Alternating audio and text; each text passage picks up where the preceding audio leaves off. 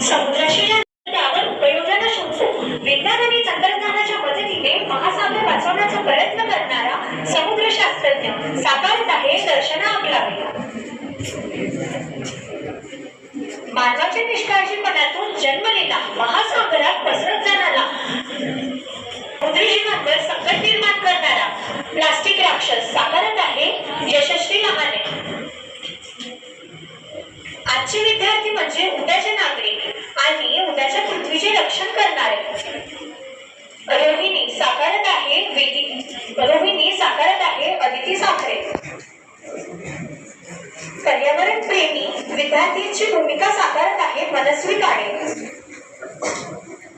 आज आपण घेतलेल्या निर्णयाचा परिणाम उद्याच्यांना भोगावा लागेल अशी भविष्यातील पिढी म्हणजेच 2047 ची पिढी साकारत आहे संध्या वानखडे. आजची आपली कथा आहे दोन मैत्रिणींची. दोघीही शहरातील धावपळीच्या जीवनातून थोडा वेळ काढून समुद्रकिनारी फिरायला आलेल्या आहेत. त्यांना असं वाटतंय आजचा दिवस खूप मजेत जाईल, पण त्यांना समुद्रकिनारी जे दिसतं ते त्यांच्या विचारांनाच बदलून टाकतं. ते पुढीलप्रमाणे. अभ्यास करून खूप कंटाळा आला. दिवसभर अभ्यास नुसता अभ्यास. नेमकं करायचं तरी काय? एक काम करते, अनन्याला फोन लावते आणि विचारते की आपण कुठे बाहेर फिरायला जायचं का.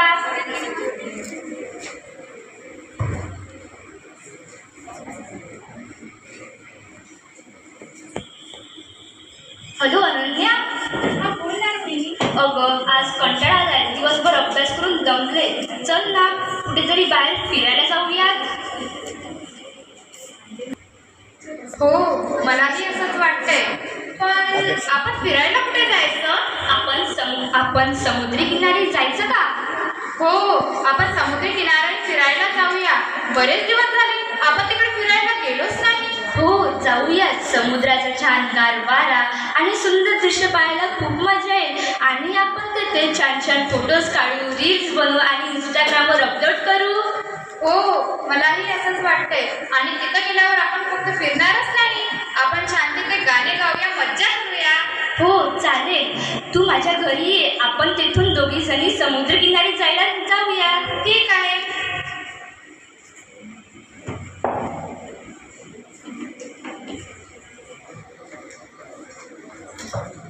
Knock knock. अरे अनन्या आली वाटते. अगं ये अनन्या. झाली तुझी तयारी? हो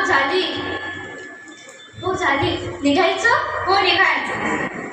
अगं आज आपण किती दिवसांनी बाहेर पडलोय. हो बरेच दिवस झाले आपण कुठे फिरायला गेलोच नाही. हो समुद्राच्या किनारी जाऊन प्रसन्न वाटेल. हो मलाही असंच वाटतंय. पण खूप छान.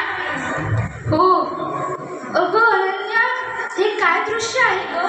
हो ना बघ ना, सर्वीकडे कचराच कचरा आहे. हो पूर्वी हा समुद्र स्वच्छ, निर्मळ आणि सुंदर होता आणि आता सर्वत्र प्लास्टिक. हो ग. फिरूया.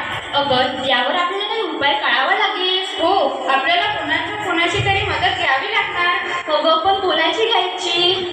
पाहूया. अगं अनन्या त्या मावशी काय चिंतेत दिसत आहेत. चल ना आपण विचारूया. हो चल. काय झालं मावशी, तुम्ही एवढ्या चिंतेत का आहात?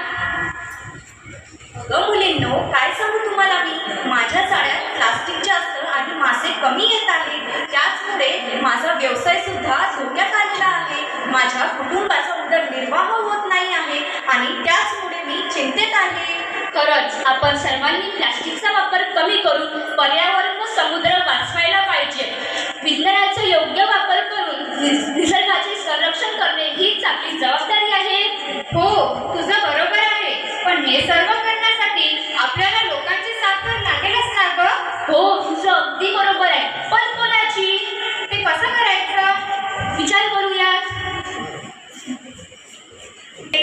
Breaking news. महासागर संकटात. पृथ्वीच्या भवितव्यावर मोठा प्रश्नचिन्ह. प्लास्टिकच्या विखरण्यात महासागर समुद्री जीवसृष्टी धोक्यात. समुद्राचे आरोग्य बिघडले. आता विज्ञान देणार महासागराला नवीन संजीवनी. शास्त्रज्ञानाची महासागर वाचवण्यासाठी नवीन मोहीम सुरू. विद्यार्थी, शास्त्रज्ञ आणि मच्छीमार एकत्र. महासागराचे पुनरुज्जीवन म्हणजेच पुढील पिढ्यांचे जतन. आज महासागर वाचवा, उद्या पिढ्यांचे भविष्य वाचवा ही प्रत्येक माणसासाठी वॉर्निंग आहे. समुद्र वाचला तर जीवन वाचेल. Save ocean, save future. पृथ्वीला अनेकदा आपण निळा ग्रह असे म्हणतो का? कारण पृथ्वीचा बराचसा भाग महासागराने व्यापलेला आहे. महासागर आपल्याला अन्न देतात, हवामानावर परिणाम करतात, असंख्य जीवांना आश्रय देतात आणि आपल्या जीवनासाठी अत्यंत महत्त्वाची भूमिका बजावतात. पण आज हेच महासागर संकटात आहे. मी आहे महासागर, असंख्य जीवांचे घर. माझ्या लाटांमध्ये जीवन आहे, माझ्या पाण्यात माशांचे जग आहे. पण आज माझ्या मनात एक प्रश्न आहे, माणसा, माझ्या बरोबर तू हे काय केलेस? मी अनेक वर्षांपासून समुद्रावर अवलंबून आहे. समुद्र मला मासे देतो, माझ्या कुटुंबाचा उदरनिर्वाह करतो. पण आता किनाऱ्यावर प्लास्टिक वाढत आहे, पाण्याचा रंग आणि गुणवत्ता यांच्यात बदल होत आहे.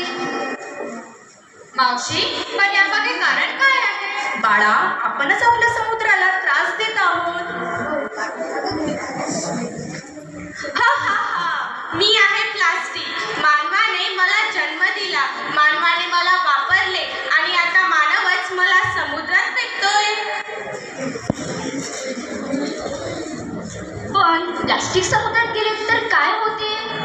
प्लास्टिक पाण्यात दीर्घकाळ टिकते, ते सहज नष्ट होऊ शकत नाही आणि समुद्री जीवांना त्यांचा धोकाही निर्माण होतो. म्हणजे आपण एकदा वापरलेली प्लास्टिकची वस्तू ही समुद्रापर्यंत पोहोचू शकते? अगं हो, अगदी. नदीतून, वाऱ्याने आणि शेवटी समुद्रात पोहोचते ती गोष्ट.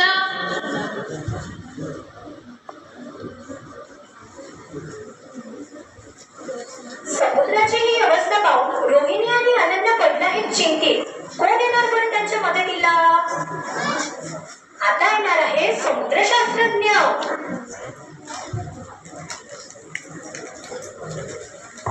काय झालं ग? तुम्ही फार चिंतेत वाटत आहात. बघा ना, समुद्राची काय अवस्था झालेली आहे. असंच जर चालत राहिलं तर पुढच्या पिढीला समुद्र कसं मिळणार? हो ग, तुझे बरोबर आहे. महासागर हे केवळ पाण्याचे मोठे साठे नाही, तर ते एक विशाल परिसंस्था आहे. मासे, कासवे, प्रवाळ, सूक्ष्मजीव आणि समुद्री जीव हे महासागराच्या पाण्यावरच अवलंबून असतात. समुद्रातील जीवांना कोणकोणते धोके आहेत? प्लास्टिक प्रदूषण, रासायनिक प्रदूषण, अतिमासेमारी आणि अतिमासाचा ऱ्हास हे आपल्यासमोर आलेली काही आव्हाने आहेत. आणि याचा परिणाम फक्त समुद्री जीवांवरच होतो का? नाही, मानवी जीवन आणि समुद्री जीवन यांचा अतिशय जवळचा संबंध आहे. समुद्रातील महासागर हवामानावरही परिणाम करतात ना? हो, तुझं अगदी बरोबर आहे. महासागर हे पृथ्वीच्या हवामान व्यवस्थेत महत्त्वाची भूमिका बजावतात. ते वातावरणातील उष्णता शोषून घेतात आणि पृथ्वीच्या कार्बन चक्रातही महत्त्वाची भूमिका बजावतात. पूर्वी माझ्या साड्यात भरपूर मासे फसायचे, पण आपण परिणाम होऊ शकतो. म्हणजे आपण आजचा फायदा घेताना उद्याचा विचार केला पाहिजे का? हो, कारण समुद्र फक्त आजच्या मच्छीमारांचा नाही, तो तर उद्याच्या पिढीचा पण आहे ना. Hello everyone, I am not just a girl from the future. I am the voice of the generation of 2047. So, मी तुम्हाला एक प्रश्न विचारायला आले आहे. तुम्ही मला कसा समुद्र देणार? प्लास्टिकने भरलेला की स्वच्छ, निळा आणि जिवंत? माझे भविष्य आजच्या निर्णयावरच अवलंबून आहे. जर तुम्ही आज समुद्राचे संरक्षण केले तर उद्या आम्हाला निरोगी महासागर मिळतील. मग यावर उपाय काय? फक्त समज सांगून उपयोग नाही, आपल्याला कृती करावी लागेल. हो, बरोबर आहे. महासागरांचे पुनर्जीवन करण्यासाठी आपण अनेक पावले उचलू शकतो. पहिले, प्लास्टिकचा वापर कमी करूया. दुसरे, समुद्रात कचरा टाकू नका. तिसरे, समुद्री जैवविविधतेचे रक्षण करूया. चौथे, शाश्वत मासेमारीला प्रोत्साहन देऊया. पाचवे, समुद्र किनारे स्वच्छ ठेवूया. सहावे, लोकांमध्ये ओशियन कन्झर्वेशन बाबत जनजागृती करूया. एक विद्यार्थी काय करू शकतो?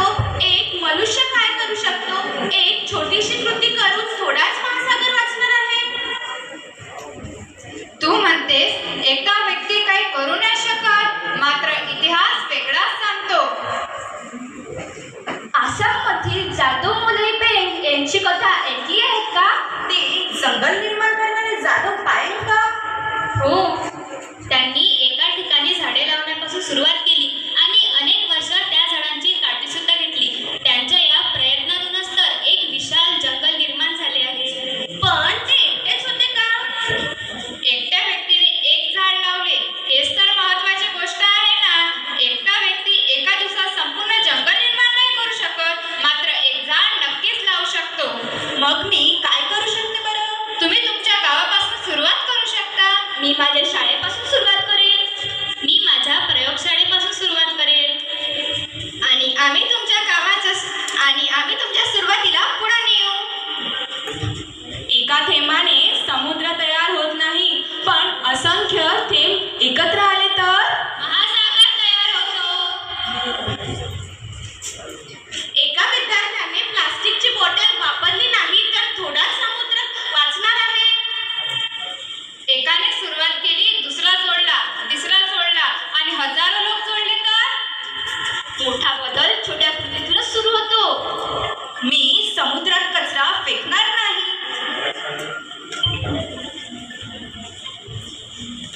इतरांना जागृत करेन. मी वैज्ञानिक समुद्र संवर्धन साठी कार्य करेन. मी युजन थ्रो प्लास्टिकचा वापर कमी करेन. आणि आम्ही तुमच्या चांगल्या कामाचा वारसा पुढे नेऊ. माझ्याकडे पहा, मी तुम्हाला अन्न दिले, मी तुम्हाला पाऊस चक्रास मदत केली, पण बदल्यात मला काय मिळालं? हे प्लास्टिक, प्रदूषण आणि हे दुर्लक्ष. मला तुमची दया नको, तर जबाबदारी हवी. भावनिक आवाहन पुरेसे नाही, आपल्याला विज्ञानाचीही मदत घ्यावी लागेल. पृथ्वीचे निरीक्षण करण्यासाठी उपग्रह, सेन्सर्स यांचा उपयोग होतो. प्रदूषणाचे स्रोत शोधता येतात. सागरी किनारी परिसरांचे सुद्धा निरीक्षण करता येते. म्हणजेच विज्ञान, अधिक जनसहभाग, शासन आणि जबाबदार नागरिक यांच्या एकत्रित प्रयत्नातूनच तर महासागराचे पुनर्जीवन शक्य आहे. हे just imagine, Bharat, India 2047, clean beaches, समुद्र, क्लीन बीचेस, कमी प्लास्टिक, शाश्वत मासेमारी and कमी प्लास्टिक. Am I right?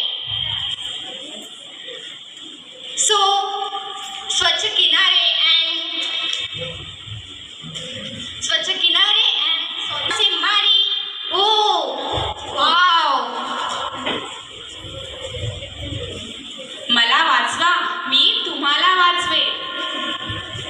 हे स्वप्न आपण आजपासून साकार करू शकतो. समुद्रात कचरा फेकू नका.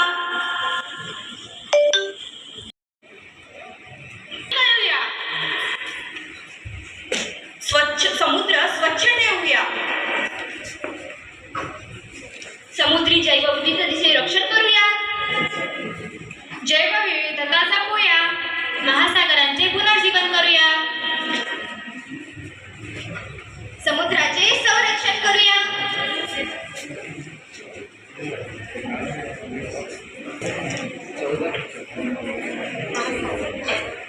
महासागर वाचवा, पिढ्या वाचवा. Restore ocean, preserve generation. स्वच्छ महासागर, सुरक्षित विश्व. जय भारत, जय वन्यजीवन, जय पर्यावरण. धन्यवाद.